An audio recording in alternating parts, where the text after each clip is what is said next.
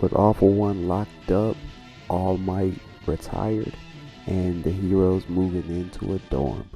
All this stuff happened in the last arc of the My Hero Academia series, or anime if you want to call it.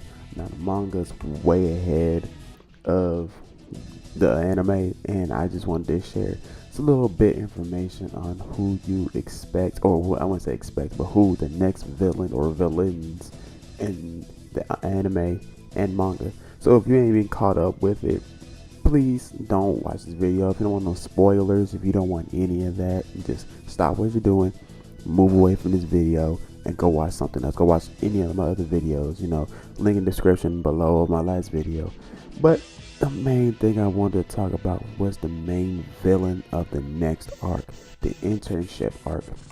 Now, like I said before, with All For One locked up and All Might is retired now, what is next for Deku and his gang? Who is the next big heavy threat that is coming into My Hero Academia, the anime, and also in the manga if you have not caught up with it? And here we're going to talk about it in this episode.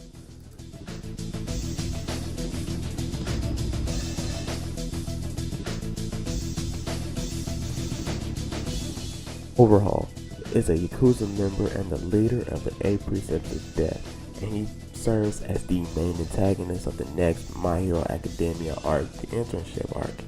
He looks like he could be in his early 20s. He's a man with brunette with eyes that are always red like he never sleeps. He wears a heavy green coat with a fur collar, carries a disposable medical gloves, and rocks a stylish orange plague doctor beak as a mask. So his resemblance kind of takes on the modern day, how the styles are in the modern day. And him and his crew, the 8 Precepts of Death, wear these beak-like masks as plague doctors. If you don't know what a plague doctor is, back in the day when the plague was a big thing and it was going around killing everybody off, if a doctor came into your room with that beak-like mask on, shows that you're about to die. You are about to kick the bucket.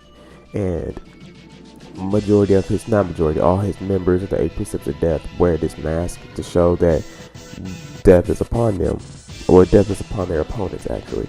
So kind of creepy. So these guys are really living up to the whole death type thing, and I kind of like it. He seems like a well-styled character. Now his quirk, we gotta talk about his quirk because his powers is pretty dope. Now if you ever watched JoJo's Bizarre Adventure, if you watched the Diamond Unbreakable arc, it pretty much resembles Josuke's stand, kind of sort of. If you remember how Josuke's stand is, like if he hits something, it can be reassembled back, but reassembled in a way that maybe Josuke wants it. He can also heal folks. Same thing goes for Overhaul. See, his quirk allows him to disassemble and reassemble anyone and anything through physical contact. He's able to kill people instantly with his quirk.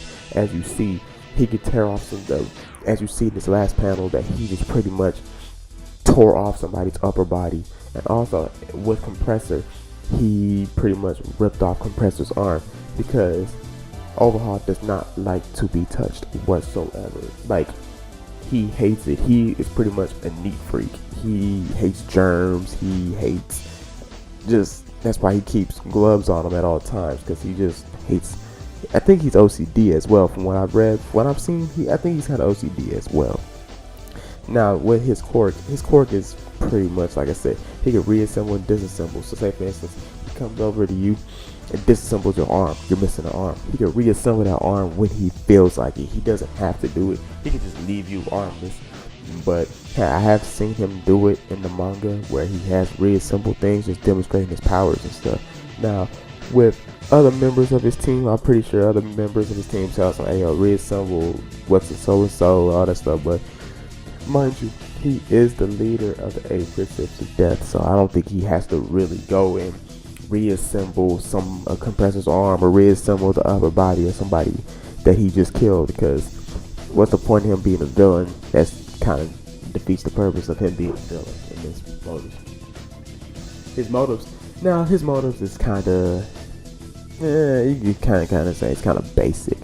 So what it is to become the next ruler of the underworld, return the Yakuza to its former glory, and bring society down by destroying quirks and spreading destroying bullets throughout the country for profit, and to destroy the justice of the world with the blood of Erin, who we will talk about in another video. She is introduced to also have ability to rewind anything she touches back to its original state, even though Erin has no control over her powers. So with Overhaul as this little girl, yeah, I didn't look up her age yet, she'll have a video coming soon, and he uses her powers to pretty much rewind anything and everything. Now I can give y'all a little brief little summary of her. She kinda, got rid of her father. Pretty much. She rewinded to a point to where her dad never existed. And it's kind of fucked up, but she has no control over her powers. Now, with Overhaul really trying to he wants to get rid of heroes. And in the internship arc, it's the 11th story arc in My Hero Academia, and the 2nd story arc in the Rise of Villains saga, which we will talk about later on down the line. The students of Class 1A learn about hero internships, which deals with being mentored by real heroes, where real experience can be gained. And around that time, they run into Overhaul and his crew.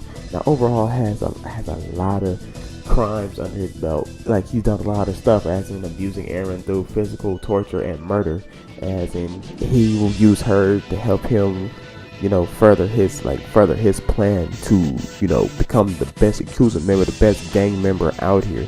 Now, he would be really good in Reborn, because in Reborn, that's all mafia type stuff, and that's all gang member type stuff. Or he will be good in, that JoJo's Bizarre Adventure Part 5, the Vento Venturo type thing. But we're not talking about we're not talking about those type of gang members, because with this type of thing is you're starting to see more and more villains come out of the woodwork ever since All For One got locked up, and knowing that All Might, he's gone as well, he's locked up. You seeing more people come out of the woodwork, and here is one of the guys that's coming out. Now with Erin, she's just a little girl, and he has to watch over her because her father, or her grandfather, is the leader of the Yakuza, and he sees Overhaul as successor to his throne. So when he passes on, or when he decides to retire, Overhaul is going to take over. And Overhaul is tasked with the duty of watching over Erin for now. I don't know for how long, but for now, all we know is it was tasked with the role of her babysitter. Pretty much, he's babysitting this little girl, and he says, well, since I'm babysitting you, and since I know your powers, you're gonna help me handle my business as well. Either you help, or I think he just tortures her. I don't think he kills her or any means. And like his other crimes was like a murdering in his pawn of other villains. Like I said, I go back to how he did Compressor. He did Compressor by ripping off his arm. He killed the other two villains, and they're pretty much no-name villains. If I can remember their names, I'll bring it up in the next video. But he pretty much rips off the upper half of one of them. Like I said, well, I wouldn't say he ripped it off, but he reassembled the upper half of he disassembled the upper half of one villain, and I'm pretty sure he did the same thing to the other villain. So he's kind of fucked up in the head. And as for Erin, is the key and the source to his operations to manifest a quirk destroying bullet or quirk destroying drug. And what he's using is these bullets. So when you shoot somebody that has a quirk, it was actually erase their powers. So think of it as the X-Men, if you want to put it like that. In terms of X-Men wise, you know how Rogue has that power to touch somebody and drain them from their powers.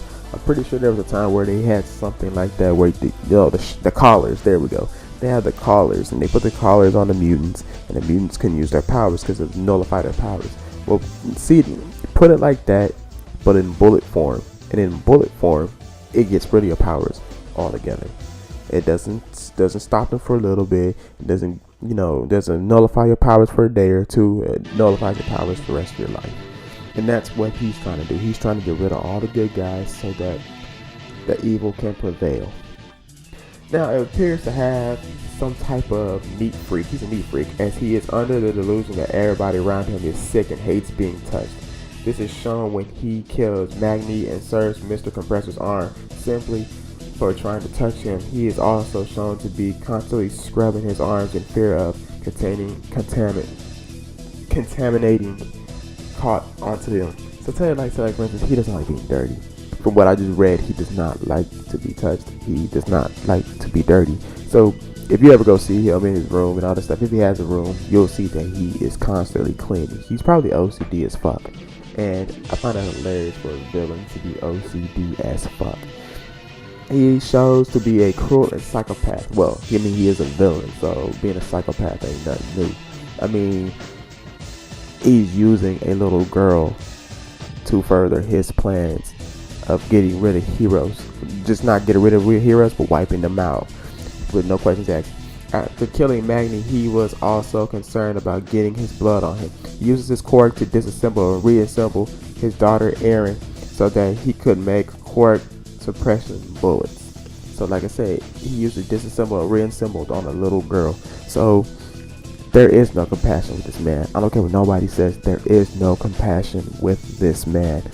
Ever since All For One's downfall, which is, I thought was going to be the main bad guy of My Hero Academia, probably still is, Overhaul has plans of becoming the next ruler of the underworld, making him an instant rival to Shigaraki, known as, well, I call him as Decay, because, his powers is Decay.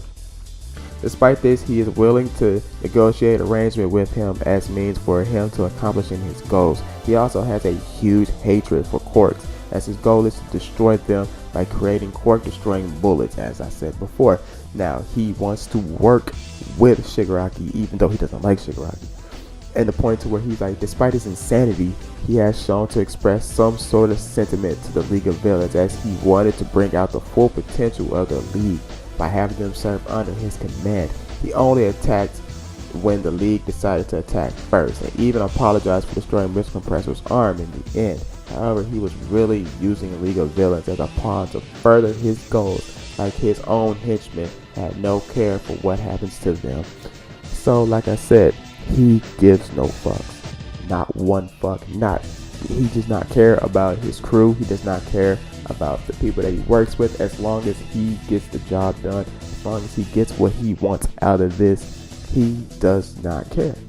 And that's a top-notch villain right there. That is a top-notch villain. We can all sit here and say, he kind of reminds me of so-and-so, he kind of reminds me of so-and-so. Yes, that it is kind of that normal anime type thing where, he has the same motives as so-and-so, as he just wants power. He doesn't care what happens to people. He just wants to do this. He wants to eradicate all heroes, anybody with quirks, because he hates quirks. But even though he's kind of hypocritical because he has quirks of his own. And my opinion on this hero is that, villain, is he is going to play a huge threat, not just to Medora and the 1A class, but also to the rest of anybody, just anybody. I mean, Hero Killer Stain, if he ever gets back out there, he might be a threat. But this guy right here, for the time being, it seems like he is a huge threat. And no matter what we say about Overhaul, I feel like he's going to be a great villain for the next arc. I feel like, after dealing with All For One, because All For One, all he wants to do is just cause chaos. But All For One's motives is basic. Shigaraki's motives is basic, but I feel like it's going to grow over time. But Overhaul's, his thought process is this: get rid of quirks, kill everybody, I don't give a fuck. As long as you don't touch me, we're good, alright? The plan's gonna go smoothly as long as you don't fucking touch me. And I like that. And I like that about this villain. Now, there's probably gonna be more villains after this guy that's gonna be dope, because I'm pretty sure they're gonna top him somehow, some way. And there's also saying that there's a traitor at UA. We don't know. I would like to find out more about this. But guys, thanks for coming in and watching this bio. There's gonna be more bios because I have fun doing research on these characters, doing research on Overhaul. I'm also doing another one, but this one is going to be a hero, not from My Hero Academia. It's going to be from another anime. I'm going to keep doing more and more of these bios later on down the line. But guys, be sure to like, comment, and subscribe, and be sure to tune back in for the next video. I appreciate the love, guys. Peace.